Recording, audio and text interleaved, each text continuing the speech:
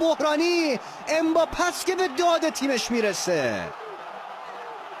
این هنر ستاره های بزرگه. این چیزاست که امباپه رو متفاوت میکنه که بود و نبودش انقدر با هم فرق داره. رئال 1 فراموش نمیشم من تا زیر خاک زرد خودکارم سیاه و کاغذم چاه نفت میخوام پادشاه باشم با تاج من میگیری خون به پا میشه خم